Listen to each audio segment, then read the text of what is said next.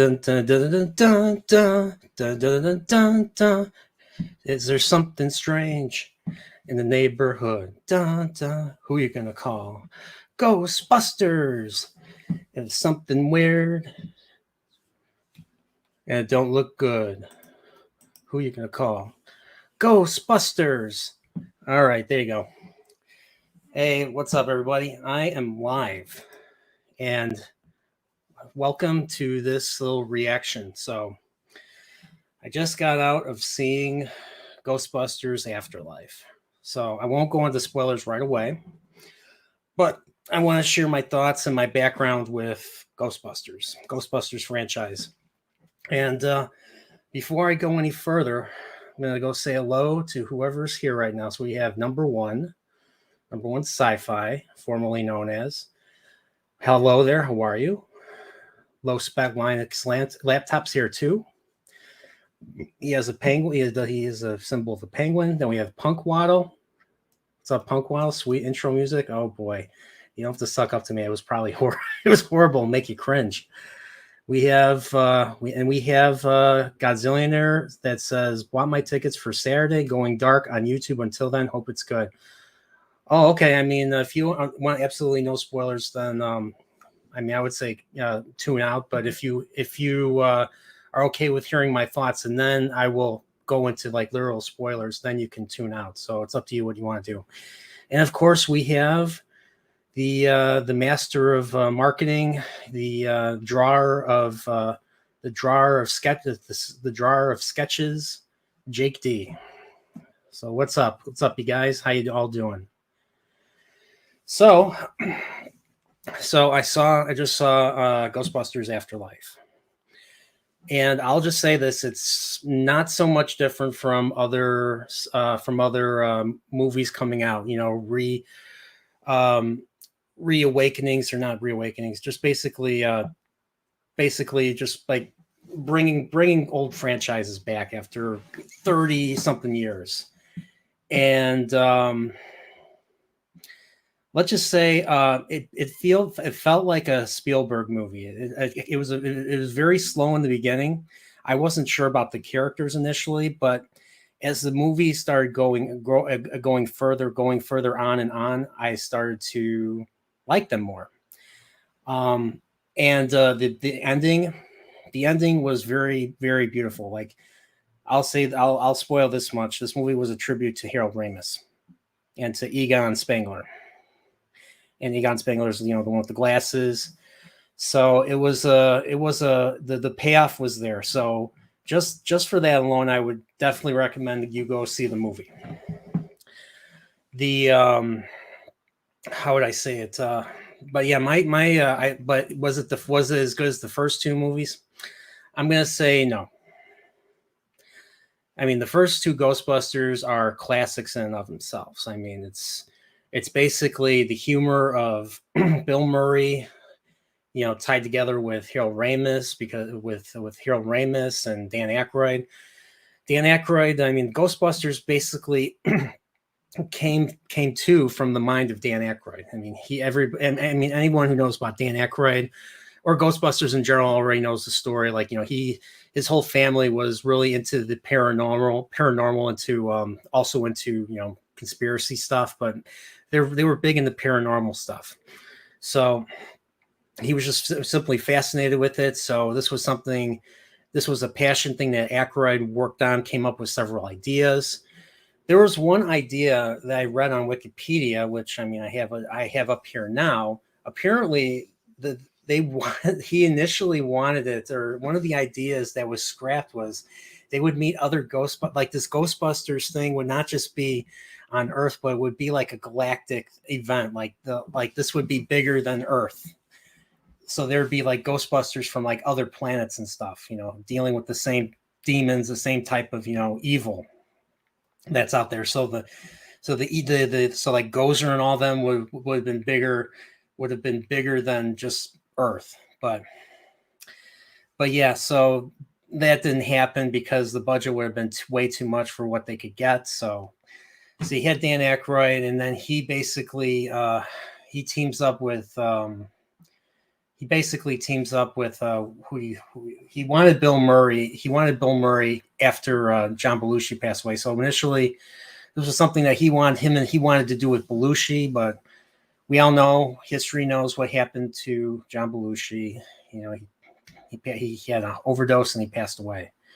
So so then, you know, next best thing after John Belushi was Bill Murray. So he had Bill Murray in mind, and he met up with what's his name? Met up with Ivan Reitman, and of course, Ivan Reitman, we all know, is the director, and he basically made raunchy movies. Like he made, I think he made Meatballs, and he directed. I don't think he directed Animal House, but I think he was involved with Animal House. I think. I forget. Let's see what Mr. Reitman. What did Mr. Reitman direct? Yeah, Meatballs and Stripes. Okay, so it wasn't no, he didn't do Animal House. Animal House was John Landis.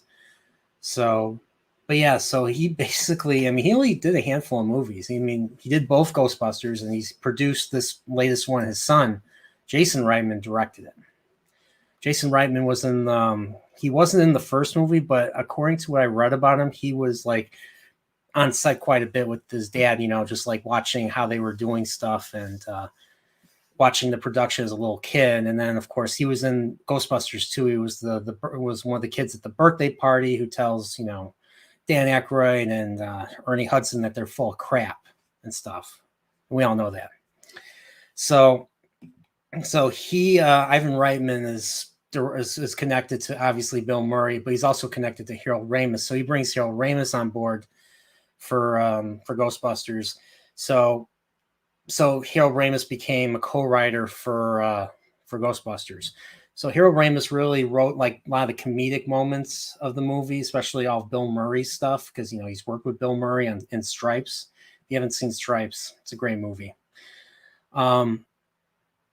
But let's going back to but yeah, so Aykroyd is, I mean, if you guys seen him on Joe Rogan, like he's a total nerd. Like he's one of the biggest nerds out there. Like he makes me, the nerdporeal life form, a normie, in other words. So he was really into the ghost stuff, and so all that techno babble, all the stuff, all the weird gadgety dialogue that was in there all came from Aykroyd. And then of course all the humor, the jokes, Bill Murray stuff came from Harold Ramis.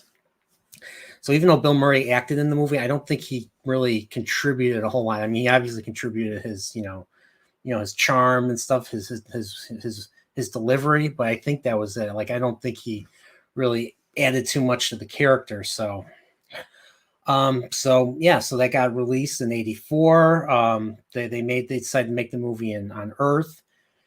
And basically the movie, it's basically about parapsychologists. They had kicked off a campus, their New York University or something. And then they go into business for themselves because, hey, it's the '80s. It's the age of Reagan, you know. It was a time to do that. So, hey. So we have so they go into business, and then they become, because they started catching ghosts all over the city. Ghosts just started materializing out of nowhere, or maybe this was stuff that perhaps the ghosts were always there and that people were just too embarrassed to admit, like that guy in the hotel that we see. So perhaps the ghosts were always there. I don't know. But they have commercials. They become popular. They become well known. Everybody knows who the Ghostbusters are by the second half of the movie. And then of course you have the guy, the dickless guy. What's his name? Peck. They call him Pecker. They call him Pecker. So yeah, Walter Peck. He comes in, and then he turns off the stuff. He turns off their system, and then all the ghosts get released, and that causes like the demi. That causes like the Gozer to come back to life, and of course, you have Zool, the demigods that come, and there's two of them. One is the Keymaster, one is the Gatekeeper. And of course, they take over Sigourney Weaver and Rick Moranis, and then they come together. They have a good time on top of on the roof of a building. I mean, that's that must be a lot of fun. And then, of course, Gozer, the Sumerian evil god of evil or destruction or whatever, comes. And of course, the famous part, they try to shoot Gozer with the proton packs, doesn't work. And then she vanishes, and she's like, choose the form of the destructor. And then they're like, it's not going to work. It's not going to work. We're all our minds are blank. And then everyone's like looking at Dan Aykroyd. He's like, Ray, what did you do? Oh, I thought of something that made me happy in childhood. And of course, it's the Stay Puft Marshmallow Man.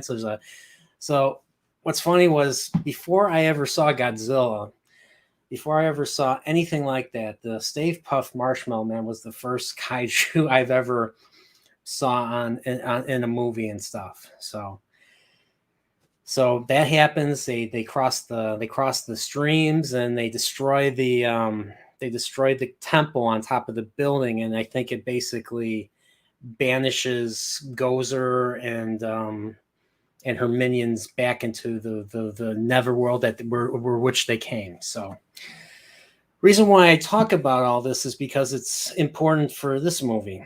So like usual, like most franchises that they bring back to life nowadays, they have to bring back the memberberries, and Gozer, the villains, are the Stay Puft Marshmallow Man in mini form that you see in the trailer. There's a lot of memberberries in this movie. So if there was a weakness in this movie, it was the memberberries. Now, they did make decent use of the memberberries. There was a lot of gags. I mean, once again, there was a lot. This was a very schmaltzy movie. Like there was, especially at the end. The beginning was kind of, I had no idea. I was getting a little bored at the beginning, but it was one of those movies where you had to really, the characters had to grow on you. So the only character that didn't really grow on me was the Stranger Things guy. I forget his character's name. He's one of the Spangle. He's Egon's grandson. And he just basically, what is he doing in the movie? Basically flirts with a girl, and then helps his younger sister, who is really the star, the younger sister, who is very much like Egon. Basically, help her drive the plot of the movie. I won't say that. I won't go into direct details, but yeah, I'll say this: Gozer is back. And of course, Zool and the gatekeeper and the keymaster. So I hope that doesn't spoil too much. I'm sure like everybody already knew, it was already in the Wikipedia beforehand. So, this, yeah, my history with Ghostbusters really dates all the way back to the late 80s. I was real young. I was like really young. I was just learning, like just started watching cartoons for the first time. And there was this show that I saw, and this was the first thing I ever saw of Ghostbusters. And this was if you grew up in the 80s, you know what I'm talking about. I'm talking about the real Ghostbusters. The real Ghostbusters. That's the animated show that was on in the 80s. It was on for like over 3 or 4 seasons, maybe more. And that was how I first saw it. So I mean, I knew all the four main characters, and of course there was Slimer. I always knew who Slimer was. There was the Ecto Cooler that came out back in the day, High Seas Ecto Cooler.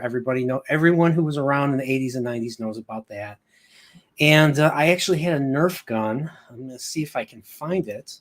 See if I can find it. Nerf, a Ghostbusters Nerf gun, 1980s. See, this is the one. I had this one. This is the one I had right here. And I thought it was pretty wicked. I did not have these, but I did have this. I remember having these little yellow pellets here. I would lose them sometimes. I would have to clean up to find them. I used to play with this thing until I was, 7 or 8 or 9 years old. I had it since I was real young. So that's the popper, the Nerf gun, or whatever you call it. So I owned one of those. But the thing was, I did not see Ghostbusters. The first Ghostbusters came out in 84. I was not even born yet when the movie came out.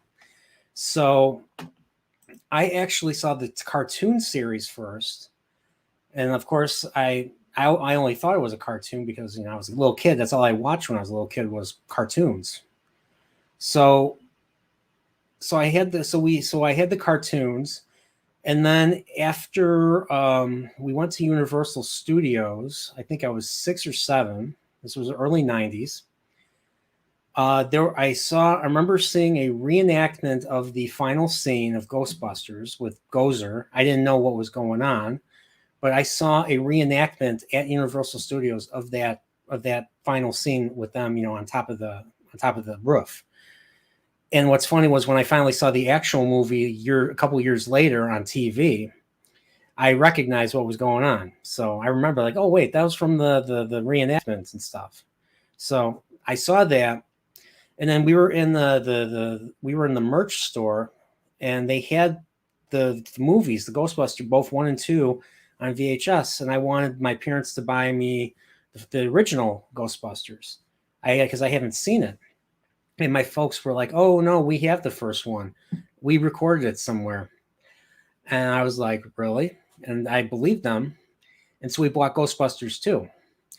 The funny thing was we didn't have the first Ghostbusters. My folks were mistaken. So I ended up seeing Ghostbusters 2 first before I saw Ghostbusters 1. So I saw, so before I even knew who Gozer was, I knew who Vigo the Carpathian was. Vigo the Carpathian is the villain of Ghostbusters 2. And, it's the cause of all the red slime appearing in the city. And apparently there was a lot of red slime in the sewers that nobody knew about. But that, I'll be honest, I love Ghostbusters 2. I don't care what anybody says. Ghostbusters 2 was pretty cool too. So before I go any further, I'll say hello to some people that came in. Anono Moss is here. What's up, Anono Moss? Says, we got our contingency plan for mandates today, but enough about life troubles. Let's get on with escapism. Okay. Pacific 414's here. I know he's doing his own streams, so check him out or listen in on him. I'm sure he's still doing his review right now. And who else is here? Leia Rose is here. Hi, Leia. She says, hey, Punkwell, I really like the original movie Ghostbusters. The others were all right, but yeah, I love the first 2 Ghostbusters. I love the city. I love the city setting. I love Bill Murray's humor. He's practically he would be accused of so much sexual harassment. It's ridiculous. And we do see a little bit of that. We do see a little bit of his humor still, kind of. Well, yeah, no, I'm not going to go into it. But I love that the city setting, and of course, Ghostbusters 2, to a lot of people's opinions I've read, is a step down. I mean, to me, it's basically the first Ghostbusters, very same formula, just different characters and stuff.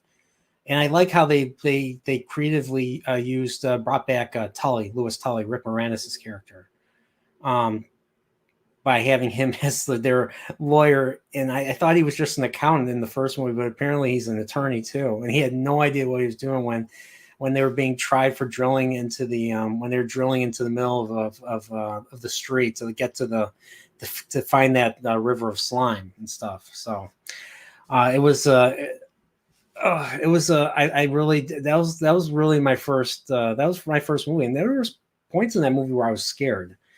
The part in the bathtub where so of course Sigourney Weaver, Dana Barrett's character, she has a son, Oscar, in Ghostbusters 2, and I mean, she's about to give him a bath and stuff, and the slime comes out of the faucet, and then the slime tries to eat her and the baby. That scared me when I was a kid. And there was what was the other part that really scared? Oh, there's that awesome montage of the ghost terrorizing people in New York. We see it in both movies. That was one thing that was missing in this one. They needed to have all the ghosts just going around and just terrorizing people, because that's part of the Ghostbusters experience, in my opinion. But there was the part where there was the part where this woman was walking around. She had like a fur coat on and stuff, and she stepped into the red slime, and all of a sudden all these heads of all these like minks and stuff were just popping out, and they're just like, they were like, wiggling around. And then of course she she screams, takes off the jacket, and the jacket runs away. The jacket runs away. Now I find it funny, but back then I was like, well, I'm like, whoa, what is this? This is weird. So, but yeah, so there was quite a bit of elements of horror in it that made it really that made it pretty unique. I mean, it was funny, but it was also scary at the same time. So in other words, fun. And that's why first Ghostbusters and even Ghostbusters 2 are, to me, legendary movies. But everybody knows the history of Ghostbusters 3. Like, there were so many ideas that were going around, and Bill Murray just didn't want to do it again. So he's not easy to get a hold of. He doesn't have an agent like other actors do. So you have to you basically have to contact him by simply, if you call him, you better hope he answers or calls you back. That's basically how he gets work. I mean, he doesn't have the usual, he doesn't have the usual agent that will, tell him and he gets back to people. If you call him for a role and he doesn't answer you, he's not interested. If you call him and he calls you back or he answers, it means he's interested, and that's how he's gotten work all these years. So I'm guessing that's how it was for this one with Jason Reitman.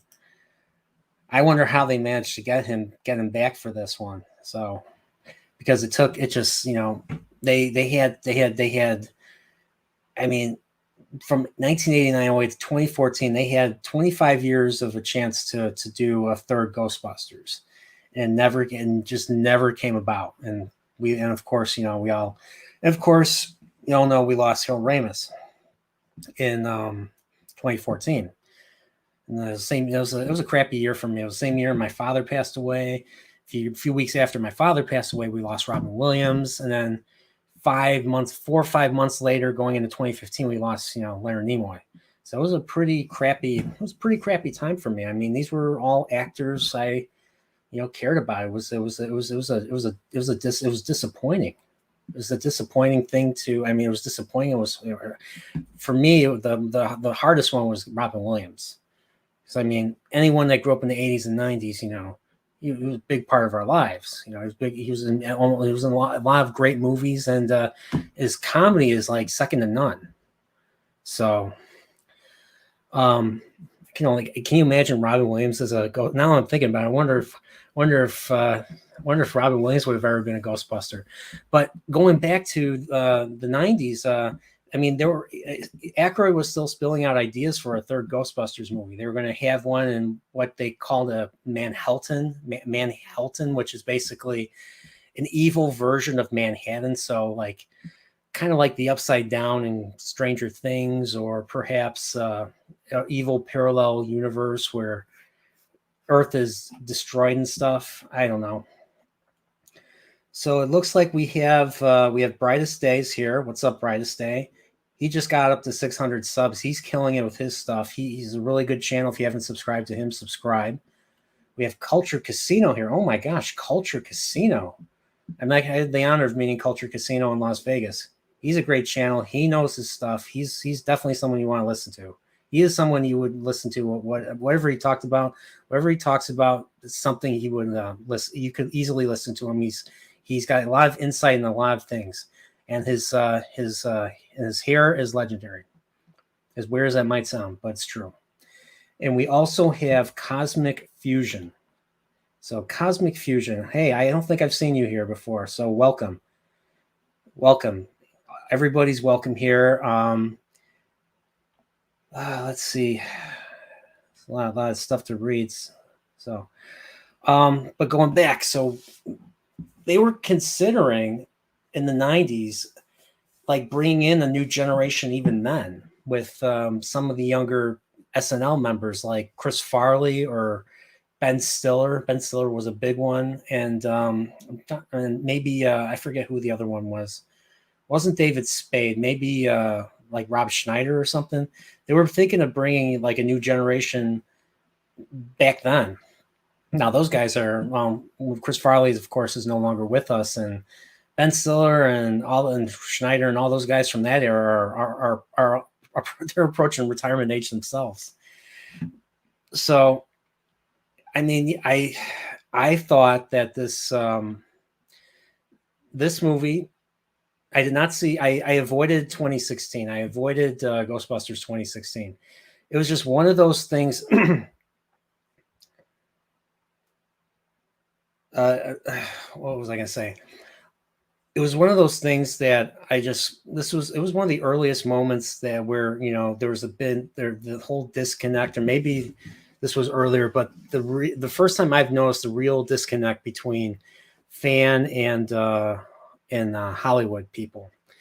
I mean, I read all the stories about like how Paul Feig, used to call certain Ghostbusters fans, basement dwellers. Well, I don't know if he came up with basement dwellers, but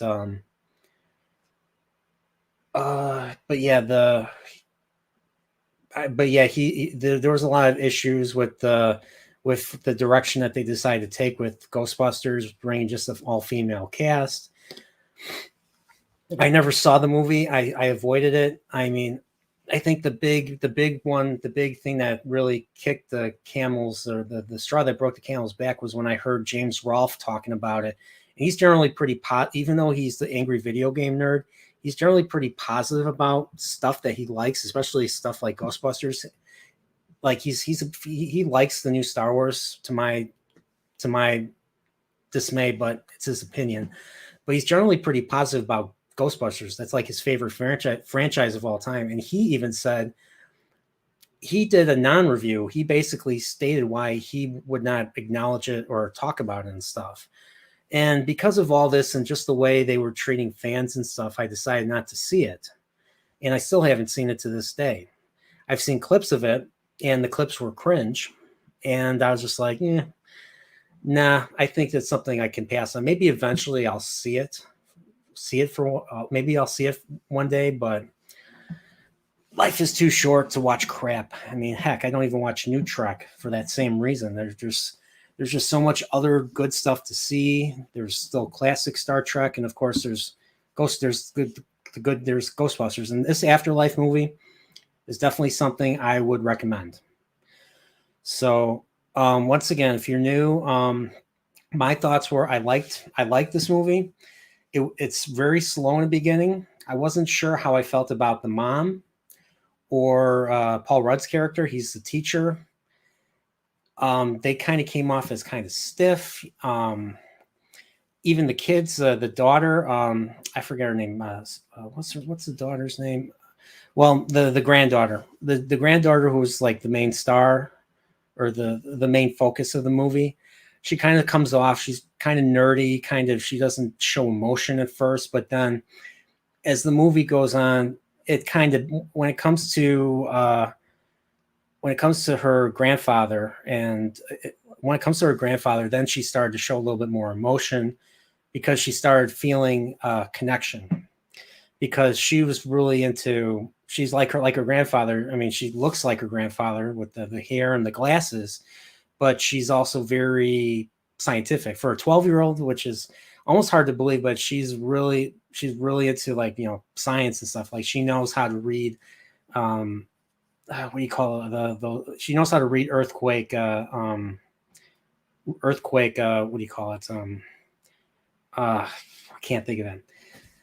The little graphs that show like the earthquake readings and stuff.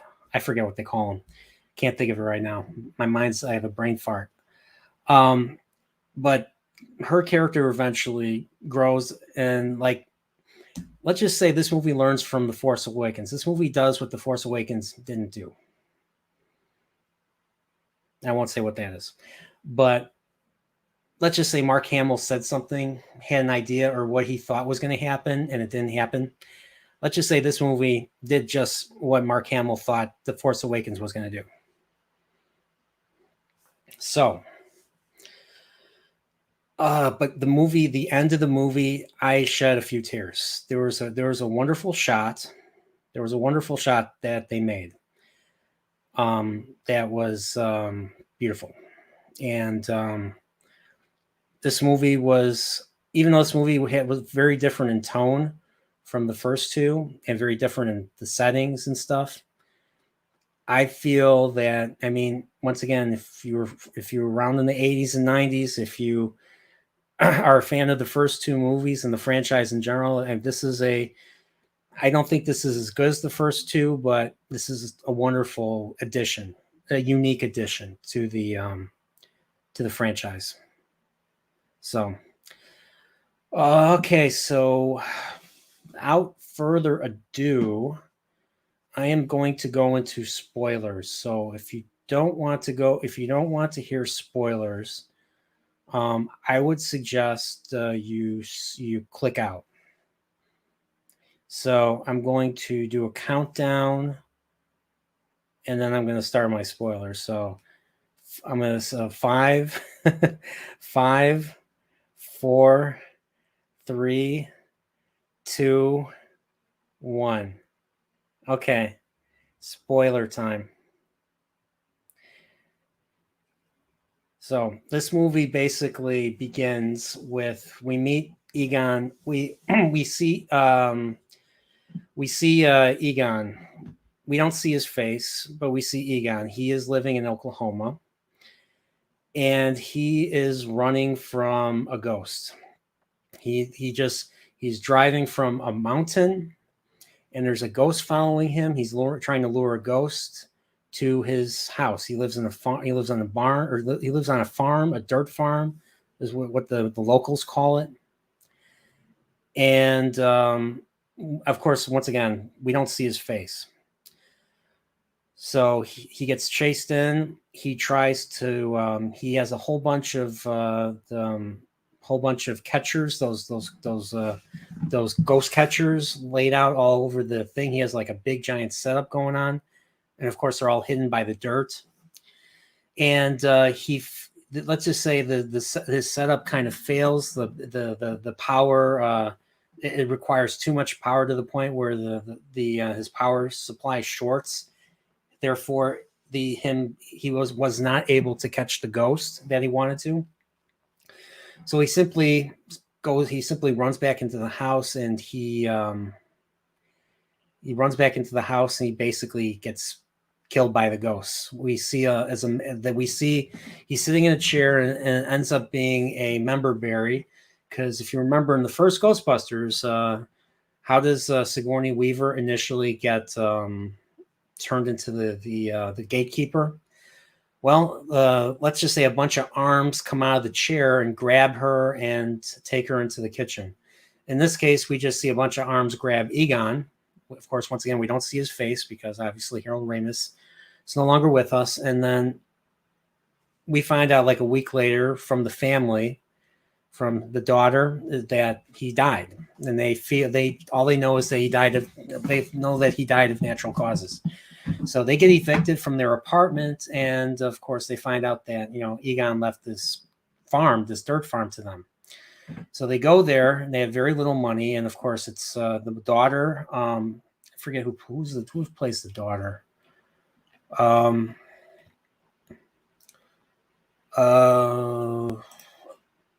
The daughter,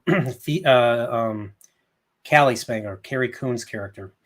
So we meet her, and then we meet Trevor, who is Finn Wolfhard from Stranger Things, and then Phoebe is basically Egon's granddaughter. Who basically she's the little genius scientist that she's basically the hero. I consider her the hero of the movie, for the most part.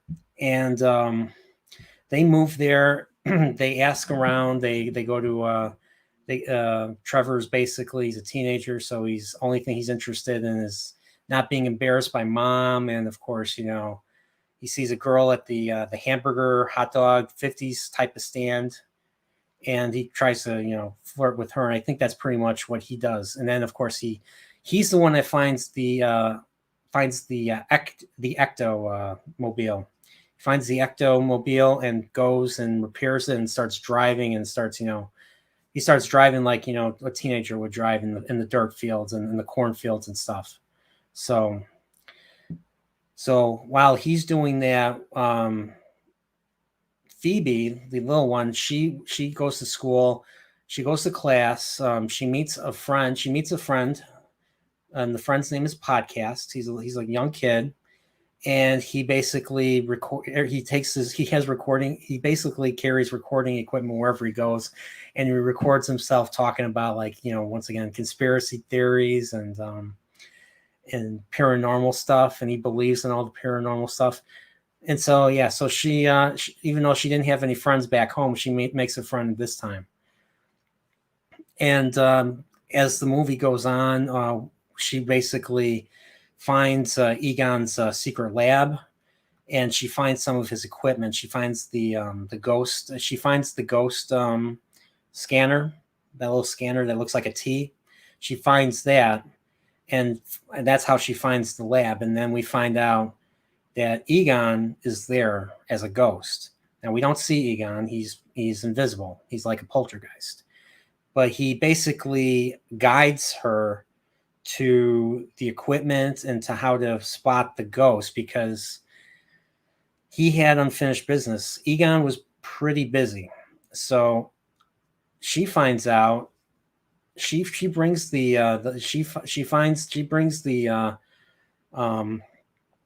ghost catcher to school. And of course, Paul Rudd, who was around in the 80s, knew exactly what that was. He thought it was a toy at first, until he sees, like, he sees a ghost, like he sees some, like, he sees like a wisp of a ghost coming out. He's like, oh, this is real. And of course they let a ghost out, and then it just starts, the movie kind of starts. So the ghost kind of, gets away and flees to the mountain. Let's just say this mountain, this town, was built by this character that was mentioned in the original movie in passing, Ivo Shandor. So Ivo Shandor is the leader of the cult of Gozer. So he's the one that built that building, the apartment in the original Ghostbusters. Hence the gate and all that to Gozer coming out, and they had to, destroy it in order to seal her back in, or it back in. So we find out that this town that Egon is moved to was basically a town that Ivo Shandor built, and he wanted to bring Gozer back to life because he's an evil piece of crap.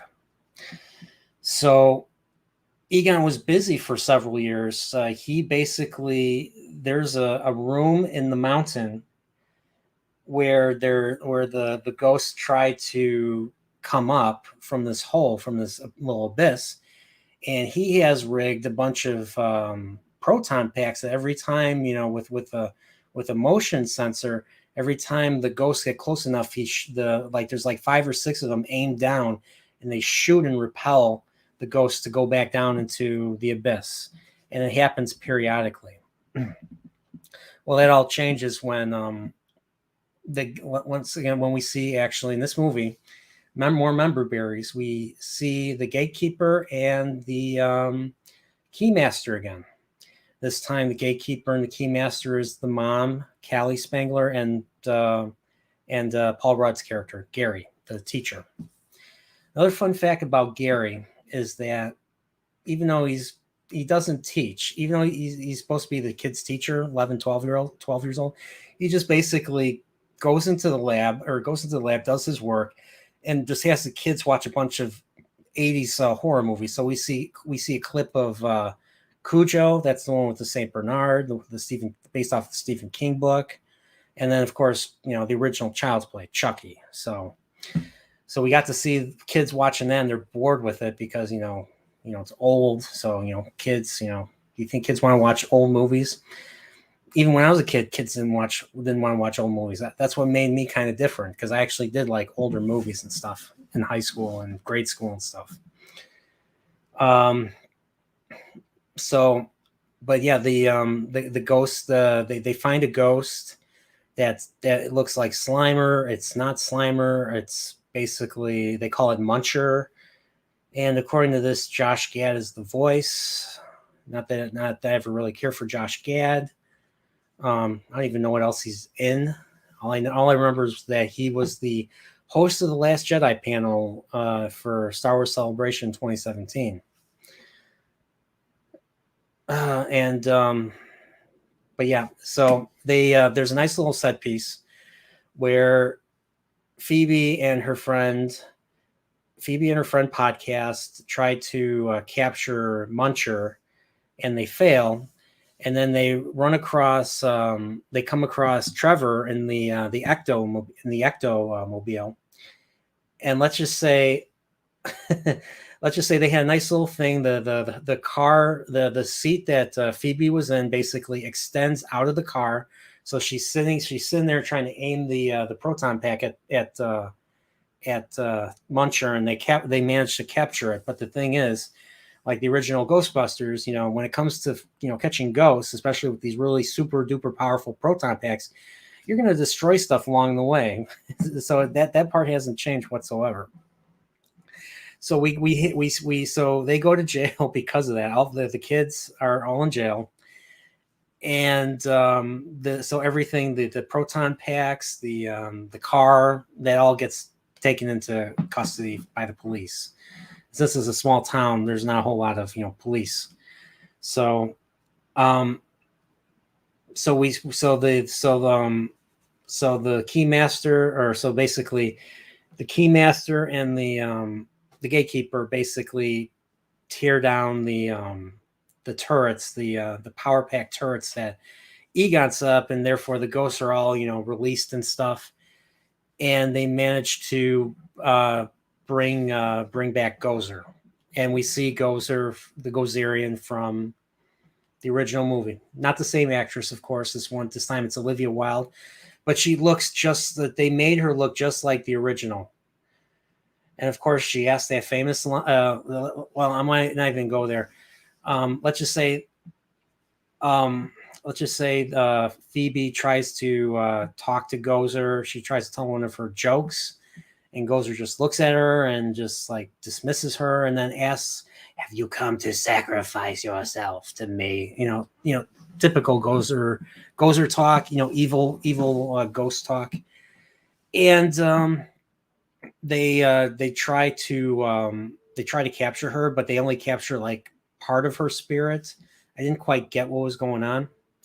So they're being chased by the other part of her spirit, and of course the keymaster and the what do you call it, the gatekeeper, and they get chased all the way back to the barn, or not the barn, the farm, the dirt farm. And they try to make a stand against Gozer, and Gozer manages to recapture the part of her ghost or her soul and stuff, so she becomes whole again. And they can't, even the proton packs are not powerful enough to hold her. She'll just rip them off, like just grab them and rip them off. So they're all down, and they're all about to die. And of course, what do you think happens next? Yes, Peter Venkman, Ray Stantz, and Winston Zeddemore appear at the end, at this very moment. Now, why did they appear? Well, there was a scene where, because I'm kind of doing this out of order. There's a scene where Phoebe actually finds on YouTube the old ads of the Ghostbusters from 1984. And she got the number, and she calls the number, and she ends up calling Ray at Ray's Occult Books. That's the bookstore that he has in Ghostbusters 2. So all these years, Ray was running the bookstore, and he calls her, and or she calls him, and Dan Aykroyd. It's cool seeing Dan Aykroyd again as Ray, and he basically says. He basically says, like, the Ghostbusters are no more. There was some bad blood between him and Egon. Egon just kind of took off. He took their equipment and just left, and broke their hearts. They didn't understand why. And but that's how and she reveals to Dan Aykroyd that she's his granddaughter. And so that kind of sets up the three, and then the three show up, and then they steal the show.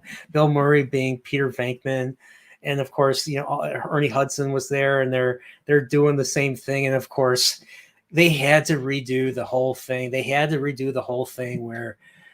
Where Gozer asked them, "Are you gods?" And then they look at Dan Aykroyd, and he's like, "Yes, we're gods." So it was another little callback right there. So it was another little callback. So they get their butts kicked too, and they ultimately they all work together, and they manage to finish what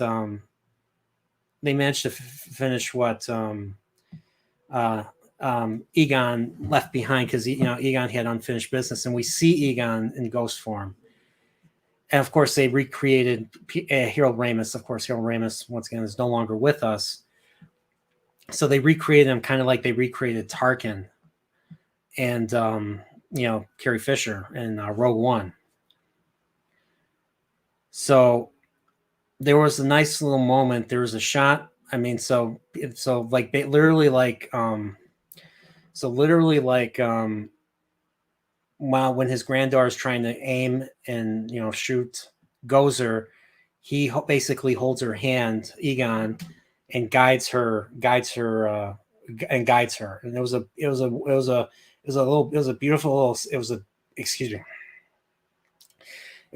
little scene right there. I'm like tearing up a little bit.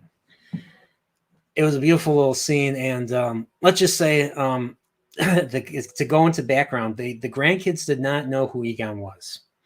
They did not know they just knew, all they knew about him was that he was just a weird recluse that did weird stuff with science, was a weird little scientist. And so they didn't know anything about him. And the mom, Callie, basically said he was a jerk, that he never cared about her. He was never in her life. And so there's a lot of bad blood from her. And let's just say she finds besides Phoebe finding it later in the movie, shortly before she becomes the Keymaster, she finds, or maybe this is after she becomes the Keymaster, I don't remember when, but she finds the secret basement lab that Egon was, and she notices that there's pictures of her everywhere, like in every aspect of her life, like in the lab. So she thought that he didn't care for her at all, and she thought, even when they first moved in the house, there was no pictures of her or of anyone. So her seeing that was a big was the payoff to what was set up initially. And so there was that. So when they defeat Gozer the way that Egon tried to do in the beginning of the movie before his character dies, there's a moment where Egon doesn't speak. He's a ghost. He's a ghost. You see it from his facial expressions. And I don't know how people felt about it. I was okay with how he looked, how Egon looked as a ghost. And it pulled my heartstrings quite a bit. So there's a moment with him and his granddaughter. There's a moment with him and Trevor. There's a moment with him and Callie. And then the best of all, and the one that I was the only one that clapped for this in the theater, there was a moment between him and the other three Ghostbusters. So all four of them were standing right next to each other. And then they're looking at him, and then he vanishes. His time on Earth, or his business, his unfinished business, has been fulfilled. So that was it was I mean, I nearly shed some tears myself. That's just how it was once again very schmaltzy, very heartwarming. Not something you would think of in a Ghostbusters movie, but it was a wonderful little thing. It was a great way of how would I say it? Not releasing, but a good send off for Egon for Harold Ramis. It was a great send off for him. And even at the end of the movie, during the credits, right before the credits roll, it says for Harold. And that's it. And of course, if you do plan to see the movie, there is a post-credit scene at the very end. So after all the rolling, after the scrolling vertical scrolling credits, there is a scene at the end. And I think we're going to go back to New York. I'm sure this movie's going to be successful, and I think we're going to go back to New York. And we find out Ray was still running Ray's occult books. We find out Peter Venkman, Bill Murray, went back to university. He's teaching like marketing and social stuff. I don't remember exactly. And of course, Ernie Hudson is the most successful. He is basically he has his own company, and he's basically trying to. He bought the firehouse where the Ghostbusters were, headquartered, and I think they're going to restart. They're going to restart that, and it looks like there's going to be more to it. And then we didn't see Sigourney, even though they said, "Oh, Sigourney Weaver is going to come back." We see her in the credits, and I'm like, and we all of us in the theater were like, we didn't see her. What the hell was this? And right after that, then we see her. We see her and Bill Murray in a single scene together. So and that scene was another callback to the original. Remember in the beginning where we first meet Bill Murray, he's doing that little card thing where he's asking people on the other side, and they're connected to like an electrode, and he's asking them like, "Oh, what's behind this card?" And of course, all the women get all the right answers, and all the dudes get all the wrong answers, and he zaps them.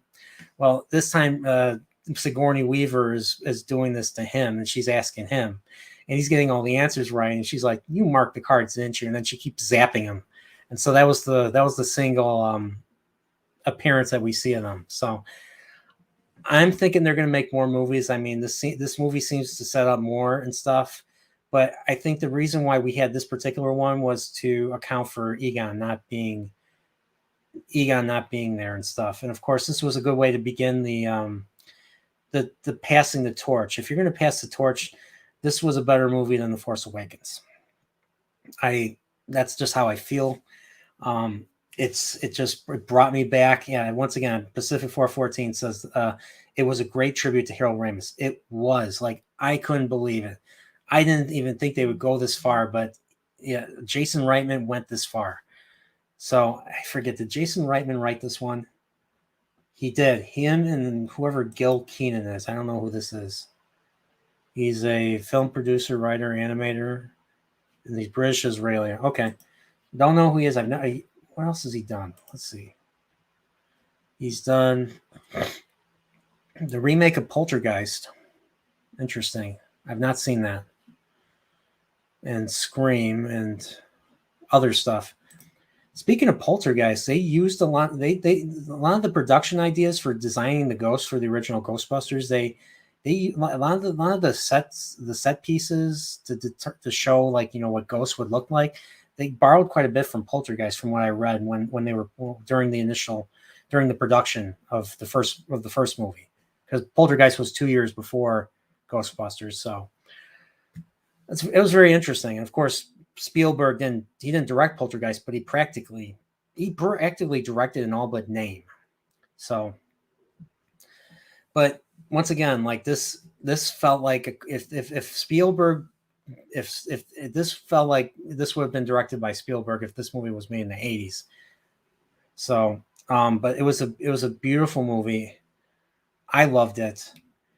And let's see, who else I haven't read the chat. I've been kind of, rambling on and on. So,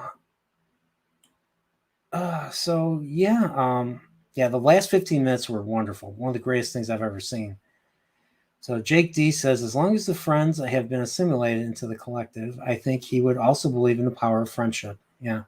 Oh, you're talking about Whoopa. Yeah, we're missing Whoopa, but I'm guessing Whoopa's going to see the movie, or he's busy with other stuff in the Pokeball. So Stovepipe Down Tube. Don't bother seeing the Poltergeist remake. It's terrible. Okay, I'll keep that in mind. I think for my next season of serial horror sessions, I'm probably going to do Poltergeist. I'm going to try and get more videos out this time. Instead of 4 episodes, I want to try and do maybe up it to 6. I just have to, once again, work on my timing and, get my work ethic off the ground and stuff. So Cosmic Fusion says podcast. That's a weak nickname. Yeah, and what's funny is the Phoebe literally asked, like, podcast, really? And she's like, yeah, that's the kid's like, yeah, that's what I call myself. I don't even think we don't even know what his real name is. He just calls himself Podcast. So there you go. But yeah, once again, I mean, this was a great movie. Definitely go see it if you haven't. I did not go into, hopefully I didn't go into too much spoilers, but it was, okay, I did go into enough. Like the real juicy part I didn't mention. So, but definitely based on what I said does not do this movie justice. So definitely go see it, support it. I think Jason Reitman did good with the franchise. He was respectful for what came before. I wish more franchises were like that. I wish Star Wars was like that. Heck, I wish Star Trek was like that. Star Trek is anything but that. It's like they're really trying to distance themselves from the more, highbrow, more empathetic, more optimistic future. But even though this is not a Star Trek thing, but it's the same thing. It's just nice to see what came before respected. I think it's important. So when you disrespect what comes before, it's like disrespecting your parents. It's like disrespecting your grandparents and stuff. I don't believe we should ever do that. Now, because once again, they're people just like us. They've had their own issues. They've had their own faults. Some parents, some grandparents are pieces of crap to a lot of people. I still don't believe that we should ever really disrespect them or disrespect what comes before. Because where do we come from? Those things that came before are where we came from. So what is our job? Our job is to continue to live. And our job is to learn from the mistakes of the people before us. And in terms of art, learn from those mistakes and learn to build from what was, already set up. Like a building, you have the base. Let's continue to build on it. Keep it sturdy. Keep it supported. And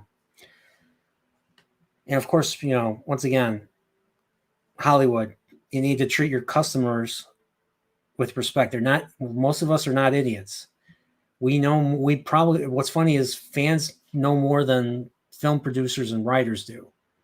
So most of the time nowadays, yes. Back in the day, no. When original stuff was coming out, no. And that's what made it, enticing, us learning something new. Hearing all of Dan Aykroyd's, written technobabble mixed in with some of Harold Ramis's comedy and stuff. That's what made Ghostbusters a freaking classic to this day.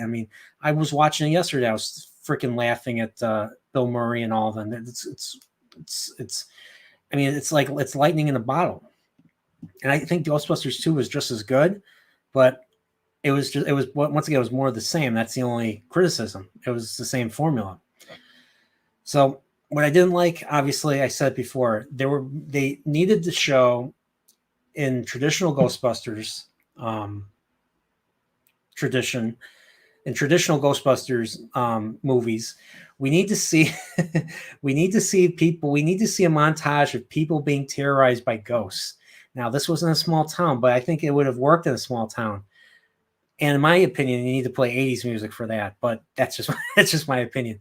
Play some really epic, play some awesome 80s music and have the ghosts terrorize people and stuff.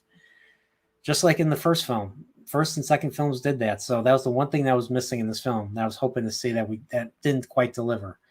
So for that reason, this movie is not. I still like Ghostbusters 2 more than this one, but this, once again, this was a great send off for Harold Ramis.